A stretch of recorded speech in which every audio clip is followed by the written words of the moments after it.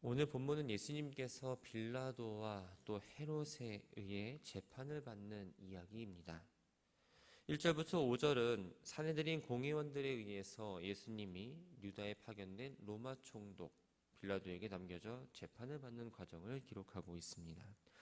1절을 보면 무리가 다 일어나 예수를 빌라도에게 끌고 갔다라고 기록합니다. 본문의 무리는 산헤드린 공의원을 말하는데, 즉 무리가 다라고 표현한 걸 보면 산헤드린 공회 전체를 의미합니다. 당시 로마 식민지 치하에 있었습니다. 이 유대 산헤드린 공회는 최고의 의결기관이면서 사법기관이었음에도 불구하고 사형을 집행할 권한은 없었습니다. 예수님이 진술한 것으로 혐의가 입증되었다고 결론을 내리고는 실제 형을 선고할 수 있고 집행할 수 있는 로마 총독 빌라도에게 예수님을 끌고 갑니다.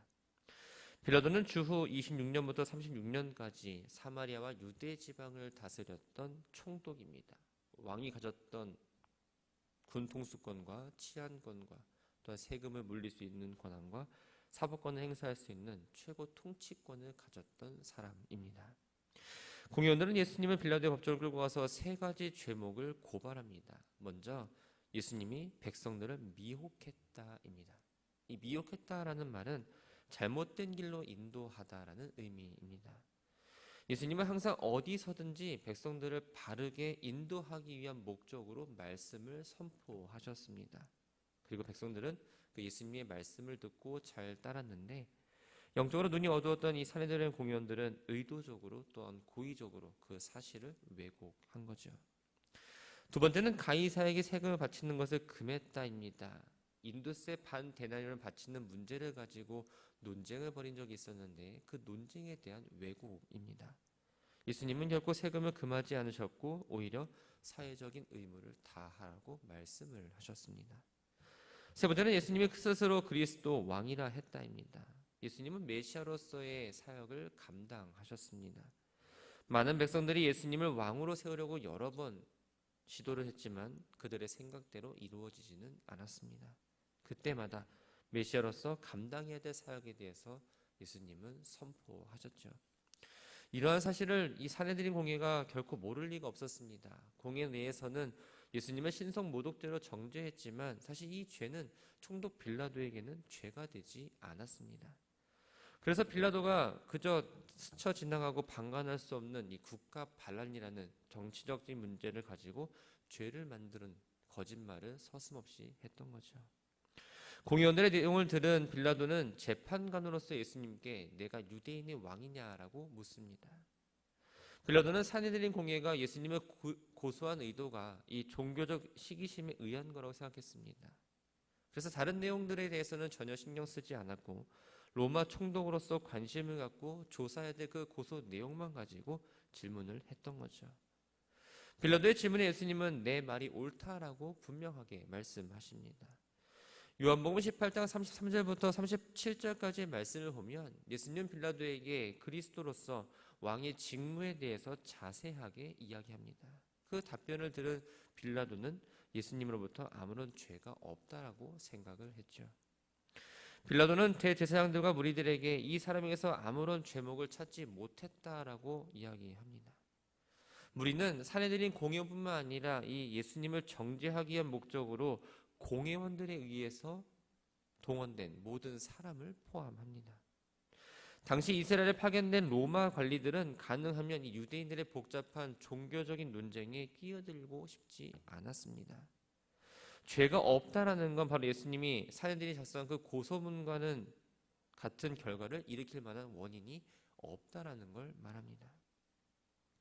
빌라도가 예수님의 무죄를 인정하면서 석방할 의사를 내비치자 무리들은 이렇게 이야기하죠. 그가 온 유대에서 가르치고 갈릴리에서부터 시작하여 여기까지 와서 백성들을 소동하게 한다. 뭔가 좀 애매한 혐의를 가지고 강하게 처벌을 지금 요구하고 있습니다. 빌라도의 입장이 난처했습니다.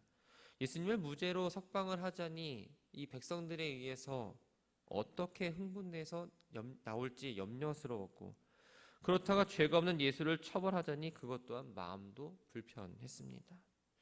고민하던 빌라도는 예수님의 출신지가 갈릴리라는 사실을 알고는 당시 갈릴리를 통치했던 헤롯에게 보내고자 합니다. 헤롯은 주전 4년부터 주후 39년까지 갈릴리 베레아 지역을 통치하던 헤롯 안디바를 말합니다. 이 헤롯 안디바는 베들레헴에서 2살 미만의 남자 아이를 모두 죽이라 명한 헤롯 대왕의 아들입니다. 그리고 야고보와 베드로를 죽이려고 했던 헤롯 아그리빠의 삼촌이 됩니다. 사람을 죽이는 걸 조금도 주저하지 않는 이 헤롯 왕가의 왕들과 마찬가지로 이 안디바 역시 매우 포악했던 사람입니다. 예수님 입장에서 이런 사람에게 보냄받아 재판을 받게 되면 객관적으로 볼 때 매우 불리한 상황이었습니다. 헤롯은 백성들이 선지자로 생각하고 있던 이 세례요한을 죽인 것에 대해서 늘 불안한 마음을 갖고 있었습니다. 갈릴리 지역에 예수라는 사람이 나타나서 놀라운 기적을 행했다는 소식을 들었을 때 혹 세례요한이 죽었다가 살아나는 건 아닌가라는 생각을 하기도 합니다. 이러저러한 이유로 오래전부터 예수님을 만나기를 원하고 있었는데 때마침 빌라도로부터 예수님을 관한 재판을 넘겨받는다는 소식에 또 예수님 직접 만나게 되자 기뻤던 거죠. 헤롯은 예수님께서 행하신 일들에 대해서 잘 알고 있었습니다. 이번 기회를 통해서 자신이 갖고 있던 호기심을 직접 확인할 수 있는 좋은 기회라고 생각을 합니다. 예수님께서 여러 가지 이적을 보여주셨으면 했지만 그 어떤 기적도 보여주지 않았습니다. 그러자 헤롯은 자신이 궁금했던 모든 걸 물어보기 시작했으나 또 예수님은 아무런 말씀도 하지 않으십니다. 사실 예수님께서 헤롯에게 말씀을 하셨다 할지라도 이미 헤롯의 마음은 완고하고 패역해져 있었습니다. 그 굳어진 마음을 갖고 있는 헤롯에게 말씀의 의미를 깨닫거나 받아들일 일은 없었던 거죠. 만일 헤롯이 유연한 마음을 갖고 있었다면 이전에 세례 요한에 대한 그 경고에도 당연히 귀를 기울였을 겁니다. 그러나 그렇지 못할 뿐만 아니라 단순히 자신의 호기심을 해결하고자 그 마음을 가지고 예수님을 만났기 때문에 예수님이 복음을 전하거나 이적들을 행하는 것에 대해서는 어떤 의미가 없었던 겁니다. 이러한 사실을 이미 예수님은 충분히 아셨기 때문에 헤롯이 원하는 대로 해주지 않으셨던 거죠. 반면에 예수님은 빌라도에 고소했던 대제사장들과 서기관들은 헤롯 앞에서 예수님을 고하는데 더욱 힘쓰고 있었습니다. 헤롯은 예수님에 대해서 호기심이 많았지만 헤롯은 그 뜻대로 행하지 않으셨죠. 그래서 헤롯은 군인들과 함께 예수님을 업신여기고 희롱하기 시작합니다.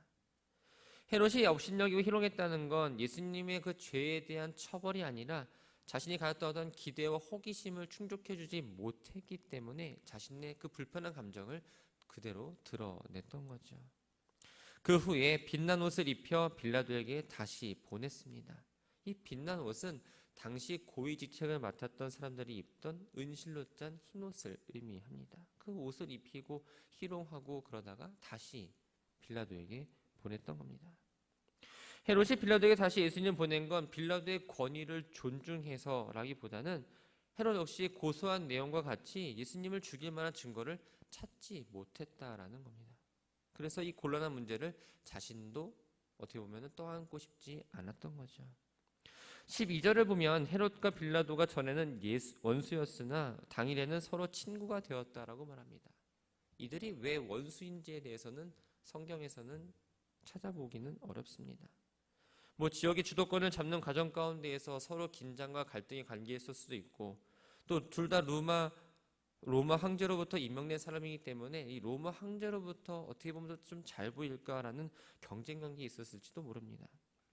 그런데 이들은 동일하게 곤경을 벗어나기 위해서 서로에게 책임을 전가하는 행동을 보입니다.